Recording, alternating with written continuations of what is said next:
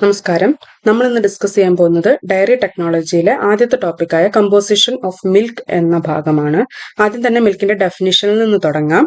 Milk is the whole fresh clean lacteal secretion obtained by the complete milking of one or more healthy milch animals, excluding that obtained within 15 days before or 5 days after calving, and containing minimum prescribed percentage of milk fat and SNF. Milk എന്നാല് whole fresh clean lacteal secretion, ഒന്നോ അതിലധികമോ പശുക്കളിൽ നിന്ന് കറന്നെടുക്കുന്ന മുഴുവനായിട്ട് കറന്നെടുക്കണം. അതുപോലെ തന്നെ പാലിന്റെ colostrum എന്നുള്ള ഭാഗം ഒഴിവാക്കിയിട്ടുണ്ട്. കൊളസ്ട്രം വേറെ തന്നെ സാധനമാണ്. പ്രസവത്തിന് 15 ദിവസം മുന്നേ, പ്രസവശേഷം 5 ദിവസം കിട്ടുന്ന പശുക്കളിൽ നിന്ന് കിട്ടുന്ന പാലാണ് കൊളസ്ട്രം. അത് കുറച്ച് കട്ടി കൂടിയ പാലായിരിക്കും. ആന്റിബോഡിയും ഒക്കെ കൂടുതൽ, കുട്ടികളുടെ പ്രതിരോധ ശേഷിയൊക്കെ കൂട്ടാൻ വേണ്ടിയിട്ട് ആന്റിബോഡിന്റെ അളവ് കൂടുതലുള്ള പാലാണ് കൊളസ്ട്രം എന്ന് പറഞ്ഞാൽ. അപ്പൊ ഈ കൊളസ്ട്രം പാലിൽ ഉൾപ്പെടാൻ പാടില്ല. പിന്നെ മിനിമം മിൽക്ക് ഫാറ്റും SNFും എത്രയാണ് നമ്മളുടെ പ്രിസ്ക്രൈബ്ഡ് പെർസെൻറ്റേജ്, മിനിമം ഒരു സ്റ്റാൻഡേർഡ് സെറ്റ് ചെയ്തിട്ടുണ്ടാവും. അതിൽ വരണം മിൽക്ക് ഫാറ്റും SNFും. അപ്പം മിൽക്കിന്റെ ഡെഫിനിഷൻ എന്താണെന്ന് വെച്ചാൽ the whole fresh clean lacteal secretion obtained by the complete milking of one or more healthy milch animals, excluding that obtained within 15 days before or 5 days after calving, and containing minimum prescribed percentage of milk fat and SNF. 2-3 ടേംസുകൾ പരിചയപ്പെടാം. ആദ്യം തന്നെ milk serum. എന്താണ് milk serum? Milk serum എന്ന് പറഞ്ഞാൽ milk പ്ലാസ്മയിൽ നിന്ന് milk protein, casein micelle, milk protein ആണ് കേസിൻ. കേസിൻ ഒഴിവാക്കി മിൽക്ക് പ്ലാസ്മയിൽ നിന്ന് കേസിൻ ഒഴിവാക്കി കിട്ടുന്ന ഭാഗമാണ് മിൽക്ക് സീറം. ഇത് വേ പ്രോട്ടീൻ റിമൂവ് ചെയ്തുള്ള ഭാഗമാണ് വേ എന്നുള്ളത് എല്ലാവർക്കും അറിയാം. വേ പോലെ തന്നെയുള്ള ഒരു ഭാഗമാണ് മിൽക്ക് സീറം. അടുത്തത് മാർക്കറ്റ് മിൽക്കാണ്. മാർക്കറ്റ് മിൽക്ക് എന്ന് പറഞ്ഞാൽ നമ്മൾ ഡയറക്റ്റ് കൺസംഷന് വേണ്ടിയിട്ട് ഉപയോഗിക്കുന്ന പാലാണ് market milk. Milk that is sold to individual for direct consumption. ഇതിൽ നമ്മൾ ഫാമിൽ കൺസ്യൂം ചെയ്യുന്ന മിൽക്കും അതുപോലെ ഡയറി പ്രോഡക്ട്സ് ഉണ്ടാക്കാൻ വേണ്ടി ഉപയോഗിക്കുന്ന മിൽക്കും മാർക്കറ്റ് മിൽക്കിൽ ഇൻക്ലൂഡഡ് അല്ല. മിൽക്ക് ഒരു white colour opaque biological fluid ആണ്. യങ് വൺസിനെ നറിഷ് ചെയ്യാൻ വേണ്ടിയിട്ട് ഉണ്ടാക്കുന്ന ഒരു ഫ്ലൂയിഡ് ആണ്, ബയോളജിക്കൽ ഫ്ലൂയിഡ് ആണ് മിൽക്ക്. ഇതിന്റെ main components water, fat, protein, sugar അല്ലെങ്കിൽ lactose, minerals, vitamins and enzyme. 7 പ്രധാന കമ്പോണൻസുകളാണുള്ളത്. വാട്ടർ, ഫാറ്റ്, പ്രോട്ടീൻ, ഷുഗർ അല്ലെങ്കിൽ lactose, minerals, vitamins and enzyme. Fat emulsion ആയിട്ടാണ് മിൽക്കിൽ കാണുന്നത്. ഓയിലിൻ വാട്ടർ എമൽഷൻ ആണ്. ഫാറ്റ് ഓയിലിൻ വാട്ടർ എമൽഷൻ ആയിട്ടാണ് കാണുന്നത്. പ്രോട്ടീനും അതുപോലെ കുറച്ച് മിനറൽസും കൊളോയിഡൽ സസ്പെൻഷൻ ആയിട്ടാണ് കാണുന്നത്. ലാക്ടോസും സോലുബിൾ ആയിട്ടുള്ള പ്രോട്ടീൻസും കുറച്ച് മിനറൽസും ട്രൂ സൊല്യൂഷൻ ആയിട്ടാണ് മിൽക്കിൽ കാണുന്നത്. ഇപ്പൊ ഫാറ്റ് ഓയിലിൻ വാട്ടർ എമൽഷൻ ആണ്. പ്രോട്ടീനും കുറച്ച് മിനറൽസും കൊളോയിഡൽ സസ്പെൻഷൻ ആണ്. ലാക്ടോസും സോലുബിൾ ആയിട്ടുള്ള minerals and proteins true solution ആയിട്ടാണ് മിൽക്കിൽ കാണുന്നത്.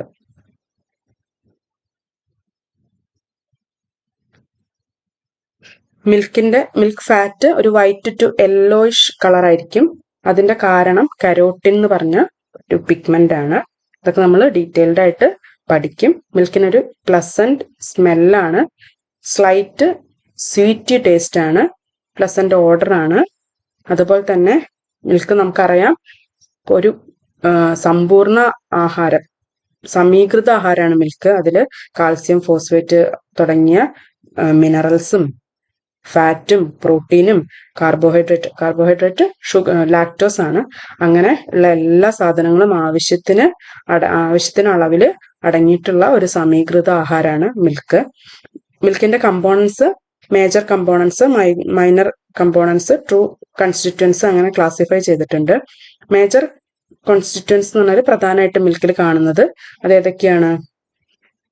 വാട്ടർ ഉണ്ട്, ഫാറ്റ് ഉണ്ട്, ലാക്ടോസ്, അതുപോലെ protein, ash and minerals. Water ഉണ്ട്. മേജർ കമ്പോണൻസ് ഏതൊക്കെയാണ്? Water, fat, lactose, protein. Protein casein protein ആണ് മിൽക്കിലെ പ്രധാന പ്രോട്ടീൻ. പിന്നെ വേ പ്രോട്ടീൻ ഉണ്ട്. കേസിൻ കാൽഷ്യം, കേസിനേറ്റ്, ഫോസ്ഫേറ്റ് എന്നൊരു കോംപ്ലക്സ് ആയിട്ടാണ് പാലിൽ കാണപ്പെടുന്നത്. പിന്നെ ash and minerals. Minor constituents phospholipids വരും. ആദ്യം തന്നെ ഫോസ്ഫോലിപ്പിഡ്സ് വരും. ഫോസ്ഫോലിപ്പിഡ്സ് 3 തരമുണ്ട്. Lecithin, cephalin, sphingomyelin. ഈ 3 ഫോസ്ഫോലിപ്പിഡ് ആണ് പാലിലുള്ളത്. Lecithin, cephalin, സ്ഫിങ്കോമൈലിൻ. പിന്നെ കൊളസ്ട്രോൾസ് ഉണ്ട്, വൈറ്റമിൻസ് ഉണ്ട്, എൻസൈംസ് ഉണ്ട്, പിഗ്മെന്റ്സ് ഉണ്ട്. പിഗ്മെന്റ്സ് ഫാറ്റ് സോലുബിൾ പിഗ്മെന്റ്സും ഉണ്ട്, വാട്ടർ സോലുബിൾ പിഗ്മെന്റ്സും ഉണ്ട്. ഫാറ്റ് സോലുബിൾ പിഗ്മെന്റ്സിൽ കരോട്ടിനും സാന്തോഫിലും ആണുള്ളത്. ഈ കരോട്ടിനും സാന്തോഫിലും ആണ് മിൽക്ക് ഫാറ്റിന് യെല്ലോ കളർ കൊടുക്കുന്നത്. പിന്നെ വാട്ടർ സോലുബിൾ പിഗ്മെന്റ് റൈബോഫ്ലാവിൻ ആണ്. ഈ റൈബോഫ്ലാവിൻ ആണ് വേയുടെ ഒരു കളറില്ലേ, ഒരു യെല്ലോയിഷ് ഗ്രീൻ ടിന്റ്, അത് കൊടുക്കുന്നത് റൈബോഫ്ലാവിൻ ആണ്. അതൊരു വാട്ടർ സോലുബിൾ കോൺസ്റ്റിറ്റ്വന്റ് ആണ്. ട്രൂ കോൺസ്റ്റിറ്റ്വന്റ് ട്രൂ കോൺസ്റ്റിറ്റ്വന്റ് ഏതൊക്കെയാണെന്ന് വെച്ചാൽ milk fat, casein and lactose. ഫാറ്റും കെസീനും ലാക്ടോസും ആണ് ട്രൂ കോൺസ്റ്റിറ്റ്വന്റ് ഓഫ് മിൽക്സ് എന്ന് പറയുന്നത്. അപ്പം major constituent water, fat, lactose, protein, ash or minerals. Minor constituent ചെറിയ രീതിയിൽ പാലിൽ അടങ്ങിയിട്ടുള്ളത് ഫോസ്ഫോലിപ്പിഡ്സ് ചെറിയ രീതിയിലുണ്ട്, കൊളസ്ട്രോൾസ് ഉണ്ട്, വൈറ്റമിൻസ് ചെറിയ രീതിയിലുണ്ട്, എൻസൈംസ് ഉണ്ട്, പിഗ്മെന്റ്സ് ഉണ്ട്. പിന്നെ true constituents milk fat, casein and lactose.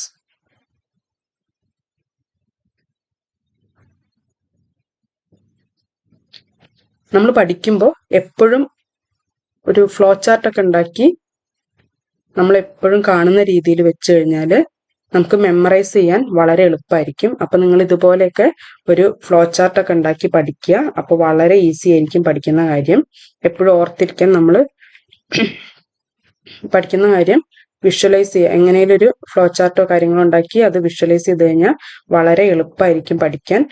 ഇപ്പോൾ ഇതൊരു എക്സാമ്പിൾ ആയിട്ട് ഞാൻ കാണിച്ചതാണ്. മിൽക്കിന് 2 ഭാഗമുണ്ട്, വാട്ടറും ഉണ്ട്, സോളിഡ് പാർട്ടും ഉണ്ട്. സോളിഡ് പാർട്ട് വീണ്ടും ഫാറ്റും solid not fat serum solid of milk എന്ന് പറയാറുണ്ട്. അപ്പം മിൽക്ക് 2 ഭാഗം, വാട്ടറും സോളിഡ്സും, അതായത് ടോട്ടൽ സോളിഡ്സ്. ഈ ടോട്ടൽ സോളിഡ്സിൽ തന്നെ 2 ഭാഗം ഫാറ്റ്, അതുപോലെ സോളിഡ് നോട്ട് ഫാറ്റ് അല്ലാത്ത സോളിഡ്സ്. ഈ SNF എന്ന് പറയുന്നത് SNF അല്ലെങ്കിൽ സീറം സോളിഡ് ഓഫ് മിൽക്ക് എന്ന് പറയാം. പിന്നെ ഫാറ്റിന് again true fat and associated substances. അങ്ങനെ നമുക്ക് വീണ്ടും കാറ്റഗറൈസ് ചെയ്യാം. ട്രൂ ഫാറ്റ് എന്ന് പറഞ്ഞാൽ ഫാറ്റി ആസിഡും ഗ്ലിസറൈഡ്സിന്റെയും കൂടെ എസ്റ്റേഴ്സ് ആയിട്ടുള്ള ഫാറ്റിനെയാണ് ട്രൂ ഫാറ്റ് എന്ന് പറയുന്നത്. പിന്നെ ഫാറ്റ് അസോസിയേറ്റഡ് സബ്സ്റ്റൻസ് എന്ന് പറഞ്ഞാൽ ഫാറ്റുമായിട്ട് അസോസിയേറ്റഡ് ആയിട്ട് കാണപ്പെടുന്നു. ഇപ്പോൾ ഫോസ്ഫോലിപ്പിഡ്സ്, കൊളസ്ട്രോള്, പിഗ്മെന്റ്സ്. ഇപ്പൊ കരോട്ടിൻ ഫാറ്റ് സോലുബിൾ പിഗ്മെന്റ്സ് ആണ്. ഇപ്പൊ കരോട്ടിൻ. പിന്നെ fat soluble vitamins like ADEK ഒക്കെ ഫാറ്റ് അസോസിയേറ്റഡ് സബ്സ്റ്റൻസിൽ വരുന്നതാണ്. ഈ SNFനെ ഫാറ്റും ഉണ്ട് SNF ഉണ്ട് എന്ന് പറഞ്ഞു. SNFനെ again lactose, nitrogenous substance, minerals, other constituents അങ്ങനെ വീണ്ടും ക്ലാസിഫൈ ചെയ്തിട്ടുണ്ട്. ലാക്ടോസ് SNFൽ എന്തൊക്കെയാ വരുന്നത്? ലാക്ടോസ് ഉണ്ട്, നൈട്രോജനസ് സബ്സ്റ്റൻസ് ഉണ്ട്, മിനറൽസ് ഉണ്ട് ആൻഡ് അതർ കോൺസ്റ്റിറ്റ്വൻസ്. ഇത്രയാണ് SNFൽ വരുന്നത്. ടോട്ടൽ സോളിഡ്സിൽ ഫാറ്റ്, മറ്റു ഭാഗം SNF ആണ്. SNFൽ ലാക്ടോസ് ഉണ്ട്, നൈട്രോജനസ് സബ്സ്റ്റൻസ് ഉണ്ട്, മിനറൽസ് ഉണ്ട്, അതർ കോൺസ്റ്റിറ്റ്വൻസ് ഉണ്ട്. ലാക്ടോസ് ഷുഗർ, പാലിലുള്ള ഷുഗർ ആണ് ലാക്ടോസ്. നൈട്രോജനസ് സബ്സ്റ്റൻസ് വീണ്ടും നോൺ പ്രോട്ടീൻ നൈട്രോജനസ് സബ്സ്റ്റൻസും പ്രോട്ടീനേഷ്യസ് നൈട്രോജനസ് സബ്സ്റ്റൻസും ഉണ്ട്. അതിൽ നോൺ പ്രോട്ടീൻ നൈട്രോജനസ് സബ്സ്റ്റൻസിൽ വരുന്നതാണ് ammonia, amino acid, urea, creatine ഒക്കെ. പ്രോട്ടീൻ നൈട്രോജനസ് സബ്സ്റ്റൻസിൽ വരുന്നതാണ് പ്രധാനപ്പെട്ട മിൽക്ക് പ്രോട്ടീൻ ആയിട്ടുള്ള casein, whey protein, alpha lactalbumin, alpha lactoglobulin, അതുപോലെ ആന്റിബോഡി ഇമ്മ്യൂണോഗ്ലോബുലിൻസ് IgG ഒക്കെ ഇമ്മ്യൂണോഗ്ലോബുലിൻസ്. ഇതൊക്കെ ഓർത്തിരിക്കാൻ ഞാനിപ്പോ ഓർക്കാറ് alpha lactalbumin, alpha A lactalbumin, അതിൽ albumin A, beta lactoglobulin, beta B lactoglobulin, globulin B, അങ്ങനെയൊക്കെയാണ് ആലോചിക്കാറ്. എല്ലാവർക്കും ഓരോരോ എളുപ്പ വഴികൾ ഉണ്ടാവും. അങ്ങനെ എളുപ്പ വഴികളൊക്കെ നമ്മൾ ലിങ്ക് ചെയ്ത് പഠിച്ചു കഴിഞ്ഞാൽ ഓർത്തിരിക്കാൻ എളുപ്പമായിരിക്കും. അടുത്തത് മിനറൽസ് ആണ്. മിനറൽസിൽ പ്രധാനമായിട്ട് കാൽസ്യം ഉണ്ട്, ഫോസ്ഫേറ്റ് ഉണ്ട്, മഗ്നീഷ്യം, സോഡിയം, പൊട്ടാസ്യം, അങ്ങനെ ഒരുപാട് മിനറൽസ് ഉണ്ട്. അല്ലാത്ത കൺസ്റ്റിറ്റ്വൻസ് പിഗ്മെന്റ്സ് ഉണ്ട്, എൻസൈംസ് ഉണ്ട്, ഡിസോൾവ്ഡ് ഗ്യാസസ് ഉണ്ട്. പിന്നെ ഫാറ്റ് സോലുബിൾ വൈറ്റമിൻസ് നമ്മൾ ഫാറ്റ് അസോസിയേറ്റഡ് സബ്സ്റ്റൻസിൽ പറഞ്ഞു. അപ്പൊ ഇവിടെ അതർ കോൺസ്റ്റിറ്റ്വൻസിൽ വാട്ടർ സോലുബിൾ വൈറ്റമിൻസ് ആയിട്ടുള്ള വൈറ്റമിൻ ബി കോംപ്ലക്സും അതുപോലെ സിയും ആണുള്ളത്. പിന്നെ എൻസൈംസ് ഉണ്ട്, ബാക്ടീരിയ ഒക്കെ ഉണ്ട്.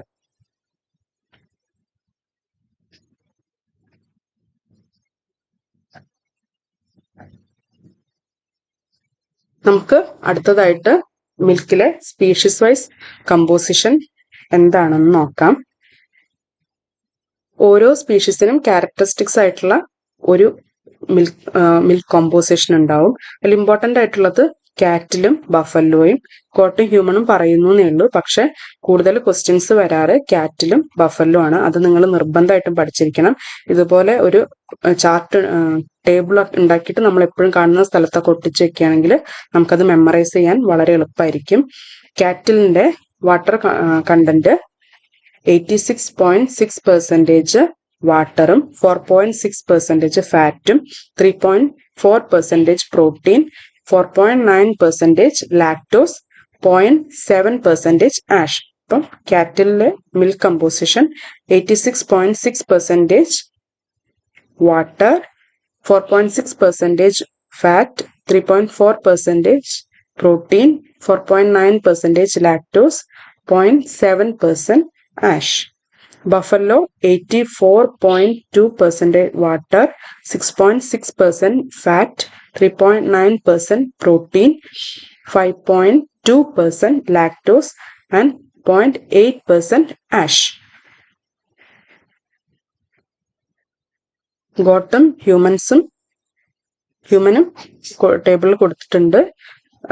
ഗോട്ടില് water percent 86.5% water, 4.5% fat, 3.5% protein, 4.7% lactose, 0.8% ash.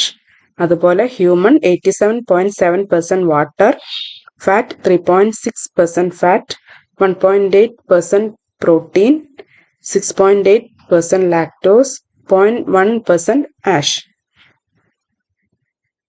ബഫലോയിലാണ് പശുവിനെ അപേക്ഷിച്ച് മിൽക്ക് ഫാറ്റ് കൂടുതൽ, 6.6% ഉണ്ട്. അതുകൊണ്ട് തന്നെ ബഫലോന്റെ മിൽക്കാണ് കുറച്ച് കട്ടിയുള്ള മിൽക്ക്. ഇന്ത്യൻ ബ്രീഡിൽ തന്നെ നമ്മൾ പറഞ്ഞു കാറ്റലിനെ അപേക്ഷിച്ച് ബഫലോയിലാണ് മിൽക്ക് ഫാറ്റ് കൂടുതൽ. അതിൽ തന്നെ ഏറ്റവും കൂടുതൽ മിൽക്ക് ഫാറ്റ് ഉള്ളത് മുറ ബഫലോയിലാണ് ഏറ്റവും കൂടുതൽ മിൽക്ക് ഫാറ്റ് ഉള്ളത്. പിന്നെ ഓരോ ബ്രീഡ്സിനനുസരിച്ചൊക്കെ മിൽക്ക് ഫാറ്റിലൊക്കെ വ്യത്യാസം വരാം. ഒരു എക്സാമ്പിൾ പറയുകയാണെങ്കിൽ HFും അതുപോലെ ജേഴ്സി. HF എന്ന് പറഞ്ഞാൽ ഹോൾസ്റ്റൈൻ ഫ്രീഷ്യൻ എന്ന് പറഞ്ഞ ബ്രീഡാണ്, പുറത്തുനിന്നുള്ള ബ്രീഡാണ്. അത് നല്ല മിൽക്ക് ഈൽഡ് ഉണ്ട്, പക്ഷെ ഫാറ്റ് പെർസെൻറ്റേജ് 3.4% ഉള്ളൂ. പാലിന് കട്ടി വളരെ കുറവാണ്. ഇതിനെ അപേക്ഷിച്ച് ജേഴ്സി എന്ന് പറഞ്ഞൊരു ബ്രീഡ് മിൽക്ക് ഈൽഡ് HFന്റെ അത്രയും ഇല്ല, പക്ഷെ മിൽക്കിന്റെ കട്ടി, അതായത് ഫാറ്റ് പെർസെൻറ്റേജ് കുറച്ചും കൂടെ കൂടുതലാണ്. ഏകദേശം 5.37% ആണ് ജേഴ്സിയിലെ മിൽക്ക് ഫാറ്റ്.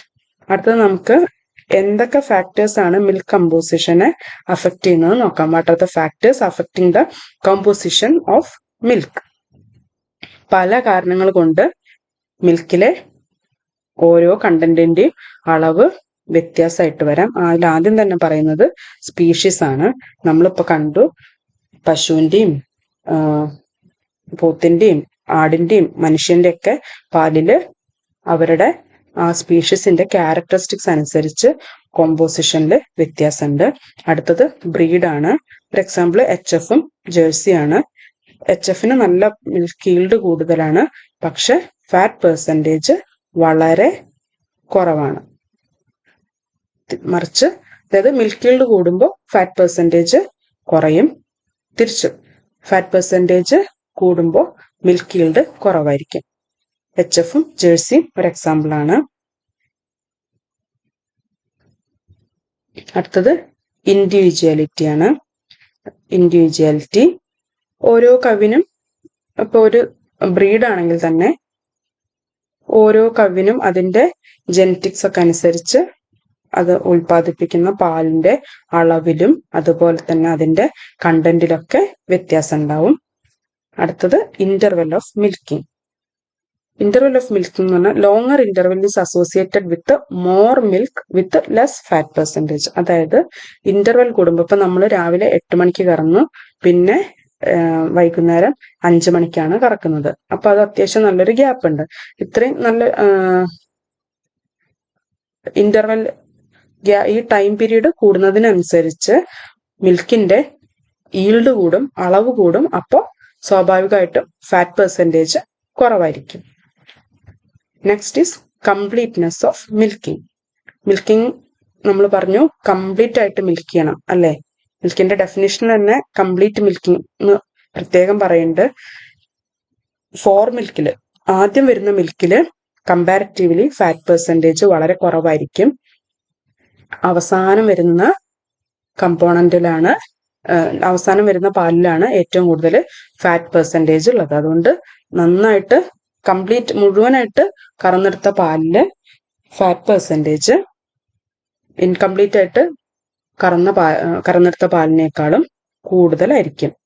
നമുക്കറിയാം ഫാറ്റ് ആണ് ഏറ്റവും കൂടുതൽ വേരിയബിൾ ആയിട്ടുള്ള, മിൽക്കിലുള്ള ഏറ്റവും വേരിയബിൾ ആയിട്ടുള്ള കമ്പോണന്റ് എന്ന് പറയുന്നത് ഫാറ്റ് ആണ്. അതുപോലെ തന്നെ ഏറ്റവും ഒരു കൊമേഴ്ഷ്യൽ വാല്യൂ ഉള്ള കമ്പോണന്റും ഫാറ്റ് ആണ്. അപ്പൊ ഈ ഫാറ്റിലാണ് ഏറ്റവും കൂടുതൽ ഈ ഓരോ ഫാക്ടേഴ്സും ഏറ്റവും കൂടുതൽ അഫക്റ്റ് ചെയ്യുന്നത് ഫാറ്റിന്റെ അളവിനെയാണ്.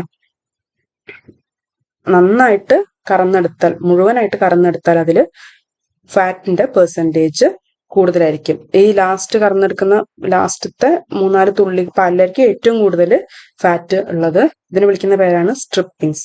അതായത് നമ്മൾ 3 മെത്തേഡ് മിൽക്കിങ്ങിന് 3 മെത്തേഡ് വെറുതെ അറിഞ്ഞിരിക്കാൻ വേണ്ടി പറയുന്നതാണ്.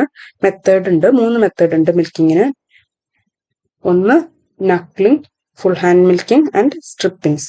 അതിൽ സ്ട്രിപ്പിങ്സ് ആണ് ഏറ്റവും കൂടുതൽ പാലില് മിൽക്ക് ഫാറ്റ് നമുക്ക് ഏറ്റവും കൂടുതൽ കിട്ടാൻ സ്ട്രിപ്പിങ്സ് ആണ് നന്നായിരിക്കുക.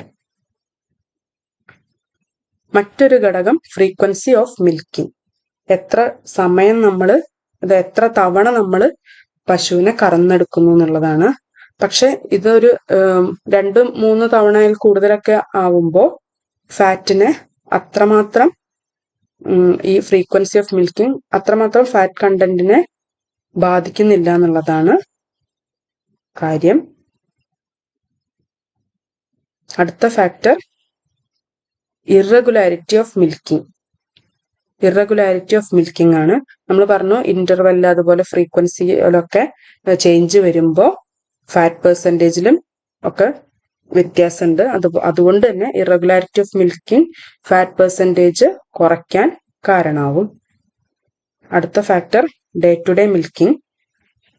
ഒരു ഇൻഡിവിജ്വൽ തന്നെ ഓരോ ദിവസത്തിനനുസരിച്ച് അതിന്റെ ഹെൽത്ത് കണ്ടീഷൻ, അല്ലെങ്കിൽ അതിന് കൊടുത്ത തീറ്റ, അല്ലെങ്കിൽ അതിന്റെ എന്തെങ്കിലും സ്ട്രെസ്, അസുഖങ്ങളൊക്കെ അനുസരിച്ച് ഒരു ഇൻഡിവിജ്വൽ തന്നെ ഓരോ ദിവസവും പ്രൊഡ്യൂസ് ചെയ്യുന്ന പാലിന്റെ അളവിലും അതിന്റെ കണ്ടന്റിലൊക്കെ വ്യത്യാസം വരാം. അടുത്ത factor disease and abnormal condition.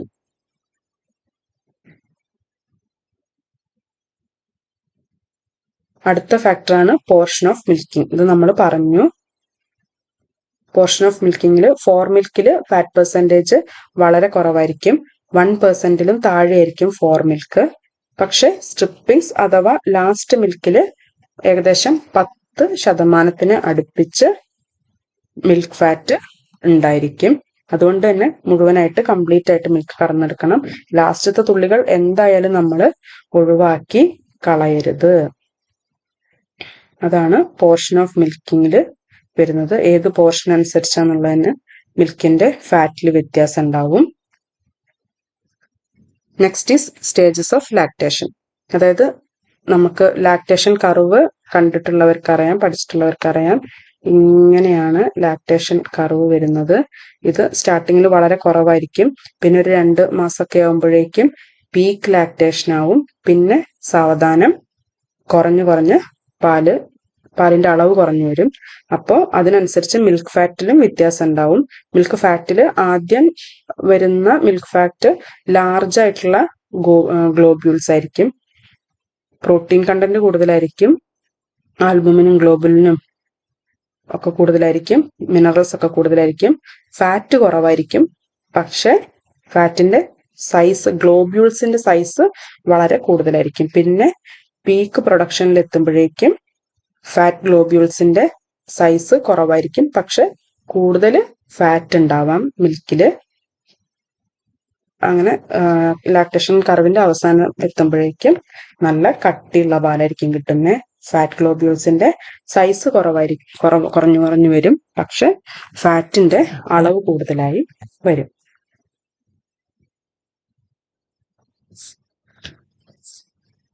പാലിന്റെ ഫാറ്റിനെ സ്വാധീനിക്കുന്ന മറ്റൊരു ഘടകമാണ് ഈൽഡ്. അതായത് എത്ര ക്വാണ്ടിറ്റി പാലുണ്ടാവുന്നു എന്നുള്ളത് നമ്മൾ പറഞ്ഞു.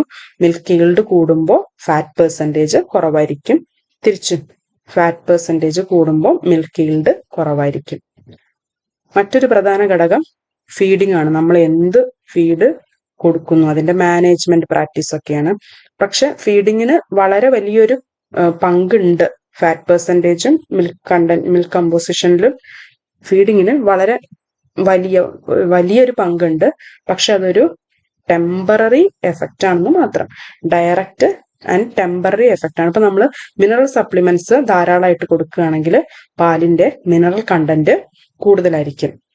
ക്രൂഡ് പ്രോട്ടീൻ കൂടുതൽ കൊടുക്കുകയാണെങ്കിൽ ഫാറ്റ് പെർസെൻറ്റേജ് കൂടുതലായിരിക്കും. ക്രൂഡ് പ്രോട്ടീൻ എന്ന് പറഞ്ഞാൽ എന്താണ്? പരുഷാഹാരം. കൂടുതൽ റഫേജും കാര്യങ്ങളൊക്കെ പശുവിന് കൊടുക്കുകയാണ്. കൂടുതൽ പുല്ലും നല്ല പച്ചപ്പുല്ലൊക്കെ പശുവിന് കൂടുതൽ കൊടുക്കുകയാണെങ്കിൽ അങ്ങനത്തെ പശുവിനുള്ള പാലില് നല്ല ഫാറ്റ് ഉണ്ടാവും. പക്ഷെ കോൺസെൻട്രേറ്റ് കൂടുതൽ കൊടുക്കുകയാണെങ്കിൽ നല്ല ഈൽഡ് ഉണ്ടാവും. കൂടുതൽ പുല്ലും വൈക്കോലൊക്കെ കൊടുക്കുകയാണെങ്കിൽ കൂടുതൽ ഫാറ്റ് ഉണ്ടാവും. അങ്ങനെ നമ്മൾ എന്താണോ ഫീഡ് ചെയ്യുന്നത് അതിനനുസരിച്ച് മിൽക്കിലും നല്ല വ്യത്യാസം വരും. പക്ഷെ അത് ഒരു ടെമ്പററി എഫക്റ്റ് ആണ്. ഇപ്പൊ കൂടുതൽ നമ്മൾ ഗ്രീൻ ഫോഡർ കൊടുക്കുകയാണെങ്കിൽ പാലിന് നല്ല മഞ്ഞ കളറായിരിക്കും. അതിലുള്ള കരോട്ടിനും റൈബോഫ്ലാവിനും ഒക്കെ പാലിന് നല്ല കളർ കൊടുക്കും. പുല്ലിന്ന് കിട്ടുന്ന പിഗ്മെന്റ്സ് ആണ് കരോട്ടിനും റൈബോഫ്ലാവിനും ഒക്കെ. അപ്പൊ അതുപോലെ പാലിന്റെ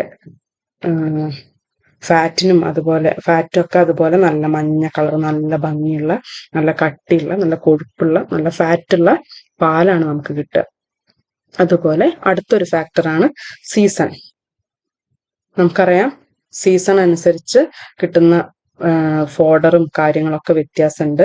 അതുപോലെ പശു അനുഭവിക്കുന്ന സീസണൽ ഫ്ലക്ച്വേഷൻ, പശുവിന് സ്ട്രെസ്സും കാര്യങ്ങളൊക്കെ സമ്മർ ആകുമ്പോൾ ചിലപ്പം ഹീറ്റ് സ്ട്രെസ് ഉണ്ടാവും. അപ്പോൾ പാലിന്റെ പ്രൊഡക്ഷൻ കുറയാം.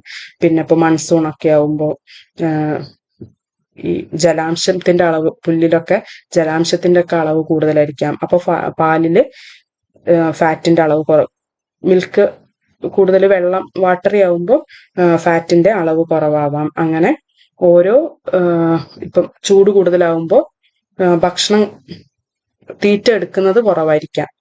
അപ്പം മൊത്തം ബോഡി പെർഫോമൻസും താഴെ പോവും. അതുപോലെ തന്നെ പാലിന്റെ കമ്പോണന്റിന് വ്യത്യാസം വരാം.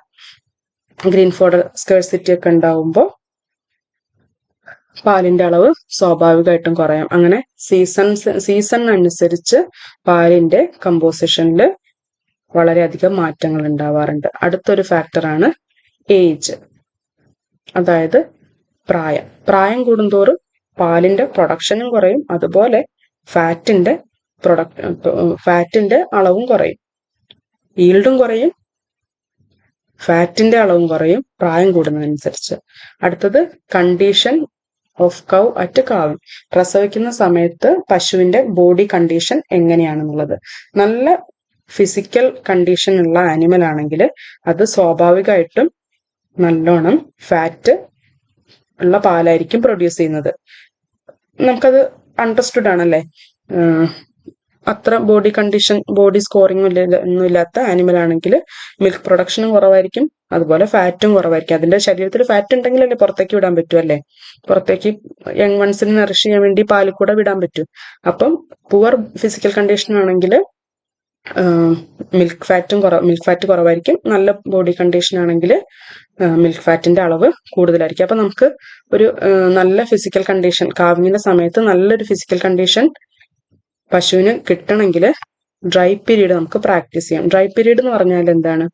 2 പ്രസവത്തിന്റെ ഇടയിൽ ഒരു 60 ദിവസമെങ്കിലും പശുവിന് റെസ്റ്റ് കൊടുക്കണം.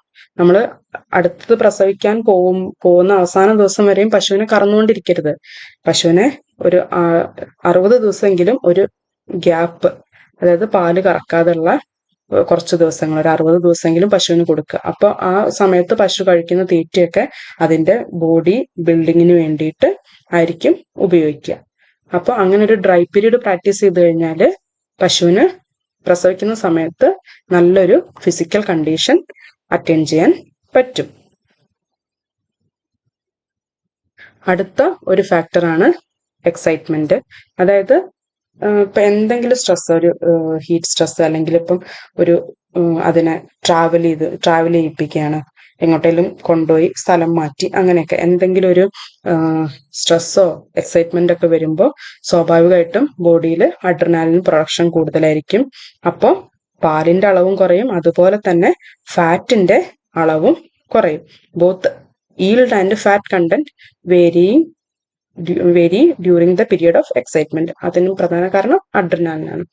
പിന്നെ അടുത്തൊരു ഫാക്ടർ, നമുക്ക് ഡ്രഗ്സും ഹോർമോൺസ് ഒക്കെ പശുവിന് നൽകിക്കൊണ്ട് പാലിന്റെ അളവും ഫാറ്റും ഒക്കെ കൂട്ടാൻ പറ്റും. ഇതും ടെമ്പററി ചേഞ്ച് ആണ്. നമ്മൾ ഈ മരുന്ന് നിർത്തുന്നവരെയും ആയിരിക്കും ചിലപ്പോൾ അതിന്റെ എഫക്റ്റ്. ഒരു എക്സാമ്പിൾ പറയുകയാണെങ്കിൽ ബോവൈൻ സൊമാറ്റോട്രോപ്പിൻ, അതൊരു ഗ്രോത്ത് ഹോർമോൺ ആണ്. FDA 1993 അപ്രൂവ് ചെയ്തിട്ടുള്ളതാണ്. അതിന്റെ ബ്രാൻഡ് നെയിം പോസിലാക് ആണ്. ഇത് ഒരു ടെമ്പററി ചേഞ്ച് ആണ് കൊണ്ടുവരിക, എന്നാലും ഫാറ്റിന്റെ കണ്ടന്റും പാലിന്റെ അളവൊക്കെ കൂട്ടാൻ വേണ്ടിയിട്ട് ഉപയോഗിക്കാം. ഒരു ഹോർമോൺ ആണ് ബോവൈൻ സൊമാറ്റോട്രോപ്പിൻ, ഗ്രോത്ത് ഹോർമോൺ ആണ്. FDA അപ്രൂവ് ആയിട്ടുള്ളതാണ്. അതിന്റെ ബ്രാൻഡ് നെയിം പോസിലാക് ആണ്. പോസിലാക്. അടുത്തത് ബോഡി വെയിറ്റ് ആണ്. അത്യാവശ്യം നമ്മൾ ഫിസിക്കൽ കണ്ടീഷൻ പറഞ്ഞു, അത് തന്നെ നല്ല ബോഡി കണ്ടീഷനും ബോഡി വെയിറ്റ് ഒക്കെ ഉള്ള ആനിമൽ ആണെങ്കിൽ അതിന്റെ അഡറും സെക്രട്ടറി ടിഷ്യൂ ഒക്കെ നന്നായിട്ട് ഡെവലപ്ഡ് ആയിരിക്കും. അതുപോലെ തന്നെ അതിന്റെ ഡൈജസ്റ്റീവ് സിസ്റ്റം ഒക്കെ നല്ല ഡെവലപ്ഡ് ആയിരിക്കും.